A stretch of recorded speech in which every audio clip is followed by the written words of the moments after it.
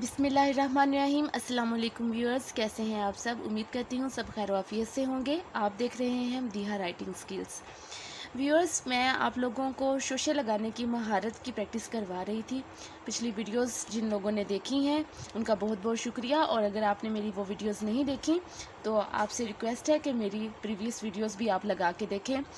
Viewers, हमने शोशे लगाने की काफ़ी हद तक महारत हासिल कर ली थी। मैंने आपको बताया था शोशे कितनी अक़साम के होते हैं और इन्हें किस तरीके से लगाया जाता है। आज जो हमने शोशे लगाने की प्रैक्टिस करनी है वो स्पेशल ख़ास अल्फाज के साथ है, और वो अल्फाज हैं दाल, डाल और जाल के साथ हमने शोशे लगाने की प्रैक्टिस करनी है। यानी अगर किसी लफ्ज़ के साथ, किसी लफ्ज़ के लास्ट पे दाल, डाल या जाल आ जाता है तो फिर हमने उनके साथ शोशा किस तरीके से लगाना है, क्या बड़े शोशे लगाने हैं, छोटे शोशे लगाने हैं, किस तरीके से शोशे लगाने हैं, आज की हमारी वीडियो स्पेशल उन्हीं अल्फाज के लिए है। तो व्यूअर्स, चलते हैं अपनी प्रैक्टिस की तरफ। पहला लफ्ज़ जो मैं अभी लिखने लगी हूँ व्यूअर्स, मैंने आपको लफ्ज़ लिख के फिर मैं बताती हूँ कि किस तरीके से हमने उसकी प्रैक्टिस करनी है। जो पहला वर्ड मैं लिखने लगी हूँ व्यूअर्स, वो उसमें 3 शोशे इस्तेमाल हो रहे हैं। इस तरीके से आपके शोशे लगाने की जो प्रैक्टिस थी हमारी वो भी रिवाइज़ हो जाएगी। ये आप लोगों को ऑलरेडी पता है व्यूअर्स कि जब हम दाल, डाल, जाल को किसी लफ्ज़ के साथ जोड़ के लिखते हैं तो वो दाल, डाल, जाल रे की शेप में लिखी जाती है, यानी उसको हम इस तरीके से राइट करते हैं। ठीक है, ये आपको ऑलरेडी पता है। कभी हम किसी लफ्ज़ के साथ दाल, डाल, जाल को इस तरीके से लास्ट में नहीं लिखते, बल्कि क्या करते हैं हम उसकी जगह पे हम उसे रे की तरह लिखते हैं। ठीक है, डाल होगी तो रे की तरह लिखी जाएगी, जाल होगी तो जे की शेप में लिखी जाएगी। अब यहाँ पे जो हम प्रैक्टिस करने लगे हैं इसमें ख़ास किस्म के शोशे किस तरीके से लगाए जाते हैं दाल, डाल, जाल के साथ जोड़ के, और उनका साइज़ क्या रखा जाता है, ये वीडियो स्पेशली इस हवाले से है। आपसे रिक्वेस्ट है कि ये वीडियो लास्ट तक देखें ताकि आपको ना सिर्फ शोशे लगाने की महारत हासिल हो बल्कि आपको पता चले कि शोशे का साइज़ क्या रखना है। तो व्यूअर्स, हमने कुछ अल्फाज की ऑलरेडी प्रैक्टिस की थी और मैंने आपको बताया था जब भी 2 या 3 शोशे एक साथ इस्तेमाल हों तो हमेशा शोशे की जो हमने तरतीब है वो रखनी होती है। पहले हमने छोटा शोशा कॉर्नर वाला जो होता है वो रखना होता है, उसके बाद हमने उससे बड़े नंबर वाला शोशा रखना होता है, और फिर उसके बाद हमने गोलाई वाला शोशा रखना होता है, मेहराब वाला शोशा। और ये बात आपने याद रखनी है व्यूअर्स यहाँ पे कि जब भी आपने किसी लफ्ज़ को दाल, डाल या जाल के साथ जोड़ के लिखना है तो लास्ट वाले शोशे का जो साइज़ है वो आपने सेम टू सेम जो आपका दाल, डाल, जाल का जो बेस साइज़ है उसके बराबर रखना है, यानी इसके बराबर आपने ये साइज़ रखना है दाल, डाल, जाल का।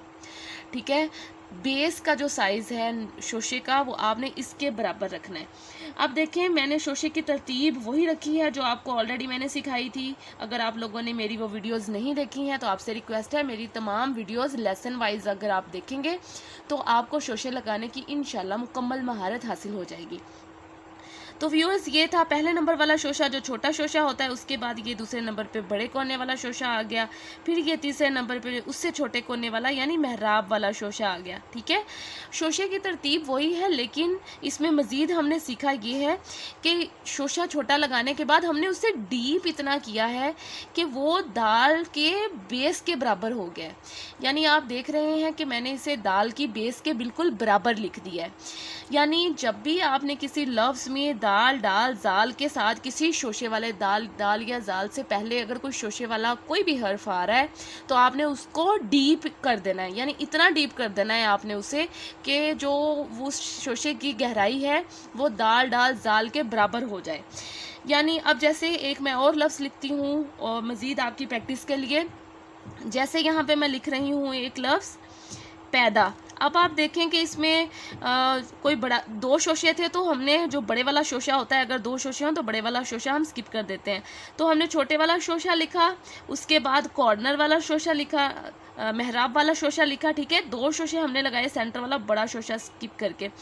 और जो ये का शोशा था, देखें शोशे हमने उसी तरतीब से लगाए हैं, लेकिन उस शोशे को बाद में हमने डीप इतना किया है कि वो दाल की गहराई के बराबर हो गया। ठीक है, उम्मीद करती हूँ आपको समझ आ रही होगी। इसी तरीके से एक और वर्ड की हम प्रैक्टिस कर लेते हैं, उसमें भी दाल आ रही है। हम एक और लफ्ज़ की प्रैक्टिस करते हैं जैसा कि बंदूक। अब देखें इसमें भी नून के बाद लास्ट पे दाल ही आ रही है, तो हमने क्या किया है, उसमें भी नून को लास्ट में इतना डीप कर दिया है हमने कि उससे भी जो शोशा है वो दाल के बिल्कुल बराबर हो गया है। ठीक है, तो ये चीज़ आपने बस गौर करनी है, नोटिस आपने ये करना है कि जब भी दाल डाल जाल पे कोई लफ्ज़ ख़त्म होता है तो हमने जो उसकी लास्ट वर्ड की जो लास्ट वाला शोशा होता है उसकी गहराई डाल के या जाल के पेंदे के बराबर बनानी है, यानी बेस के बराबर कर देनी है। ठीक है, जैसे यहाँ पे मैं एक और लफ्ज़ की प्रैक्टिस करके दिखा देती हूँ आपको। मैंने आपको बताया था जब किसी लफ्ज़ के शुरू में जीम, चे, हे या खे में से कोई हर्फ आ जाता है और वो लफ्ज़ के शुरू में इस्तेमाल होता है तो हम क्या करते हैं, उस हर्फ को टेढ़ा लिखते हैं। ठीक है, तो बिल्कुल उसी अपनी जो प्रैक्टिस को कंटिन्यू करते हुए जो है मैंने ये वर्ड लिखने लगी हूँ। और ये देखें, जैसे मैंने यहाँ पे लिख दिया चंद। ठीक है, और देखिए नून का शोशा छोटा ही लगा है, लेकिन दाल थी चूँकि लास्ट में, इसलिए रिक्वायरमेंट ये थी कि जो इसकी बेस है वो दाल के बराबर आ जाए। ठीक है, उम्मीद है कि आपको इसकी अच्छे तरीके से समझ आ गई होगी। अब इसी तरीके से एक और वर्ड की प्रैक्टिस कर लेते हैं। मैं यहाँ पे आपको एक और लफ्ज़ लिख के बता देती हूँ।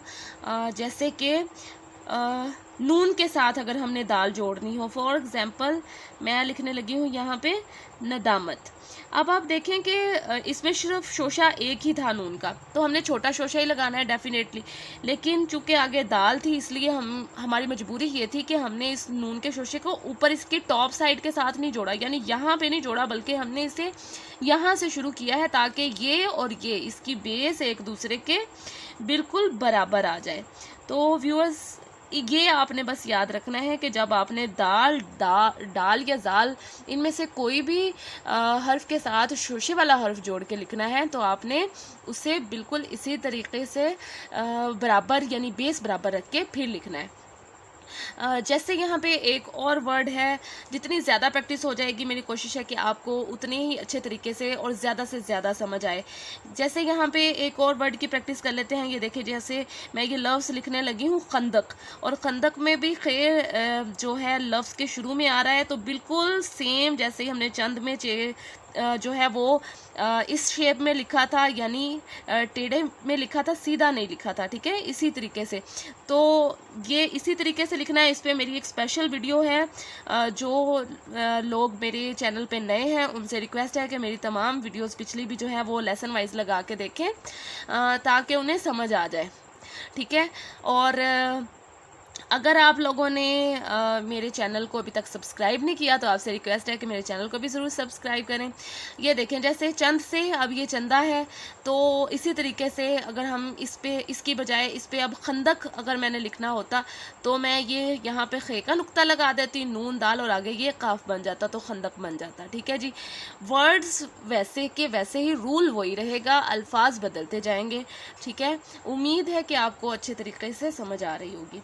और अब हम कुछ ऐसे अल्फाज की प्रैक्टिस कर लेते हैं जिसमें दाल और जाल के साथ शोशे की महारत है।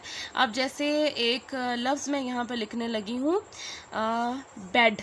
ठीक है जी, उसमें दाल आती है लास्ट पे, और उसमें भी रूल सेम टू सेम दाल वाला ही अप्लाई होगा कि चूँकि लास्ट में दाल आ रही है तो तो हमने क्या करना है, शोशे को डीप इतना लेके जाना है। देखें, शोशे वही हैं, पहला शोशा भी छोटा, दूसरा शोशा गुलाई वाला भी छोटा, लेकिन उस शोशे के बाद हमने उसे डीप इतना कर दिया है कि वो दाल की बेस के बराबर आ गया। ठीक है, उम्मीद है कि आपको अच्छे तरीके से इसकी समझ आ रही होगी।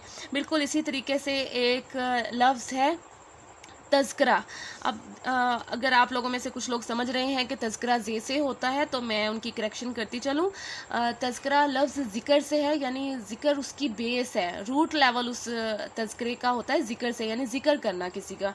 तो चूँकि ज़िक्र ज़ाल से होता है तो तज़किरा भी ते के बाद ज़ाल है, लेकिन चूँकि उसे हम लिखते जे की तरह हैं, जैसे दाल डाल जाल को जब किसी हर्फ से जोड़ते हैं तो वो जे की तरह लिखा जाता है, तो अक्सर लोग जो है वो समझते हैं कि जो तज़किरा लफ्ज़ है ये जे के साथ है, जबकि ये जे के साथ नहीं है बल्कि ये जाल के साथ है।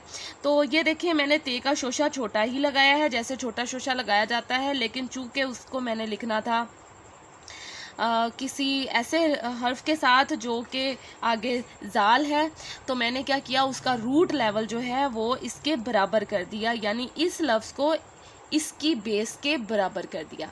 ठीक है जी, तो उम्मीद है आप लोगों को अच्छे तरीके से इसकी समझ आ रही होगी।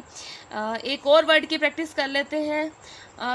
लफ्ज़ में शोशे कितने भी हों, बस ये याद रखना है कि अगर तो डाल, डाल, जाल यानी इन तीनों हरूफ के लास्ट पे शोशा इनके साथ जुड़ रहा है और ये लफ्ज़ लास्ट पे आ रहा है, हर्फ ये लास्ट पे आ रहा है, दाल आ रहा है किसी शोशे वाले लफ्ज़ के बाद, डाल आ रहा है किसी शोशे वाले लफ्ज़ के बाद, या जाल आ रहा है किसी शोशे वाले लफ्ज़ के बाद, तो हमने क्या करना है, लास्ट वाला जो शोशा है उसकी तरतीब कोई भी हो, शोशा बड़ा हो या छोटा हो कोई भी हो, उसको लास्ट पे हमने डीप इतना कर देना है कि वो दाल, डाल और जाल के बराबर आ जाए। एक लास्ट वर्ड की और प्रैक्टिस कर लेते हैं। यहाँ पे मैं लिखती हूँ सफ़ेद। अब देखें कि ये जो मैं लिखने लगी हूँ वर्ड, इसमें भी सेम रूल अप्लाई हुआ है। सीन के शोशे कितने रखने हैं, किस साइज़ के रखने हैं, मेहराब कैसे बनाना है, इसका इस पे एक स्पेशल मेरी वीडियो है, अगर आपने नहीं देखी हुई तो वो आप जाके मेरे चैनल पे चेक करें और वो वीडियो मेरी देखें, आपको मुकम्मल उसकी इंशाल्लाह इन्फॉर्मेशन मिल जाएगी। तो रूल्स वही हैं जो मेरी प्रीवियस वीडियोज़ में मैंने आपको बताए हैं। जस्ट आज की जो हमारी एक्सरसाइज है वो हम कर रहे हैं दाल, डाल और जाल के साथ जब हम लफ्ज़ लिखते हैं तो बेस बराबर कर देते हैं लास्ट वाले शोशे की। अब ये जितने भी अल्फाज हैं इनमें जो लास्ट वाला शोशा है वो दाल, डाल और जाल के साथ बराबर आ रहा है, यानी वो उतना ही डीप है। तो उम्मीद करते हैं व्यूअर्स आपको आज की मेरी वीडियो भी समझ आई होगी और आपको पसंद आई होगी। अगर आपको मेरी वीडियोस पसंद आती हैं और आपके लिए इन्फॉर्मेशन होती है उसमें, तो मेरी हौसला अफजाई के लिए मेरे चैनल को सब्सक्राइब करें और इसे लाइक करें और बेल आइकन को क्लिक करना मत भूलें ताकि मेरे आने वाली वीडियोस का नोटिफिकेशन आपको मिलता रहे। अच्छे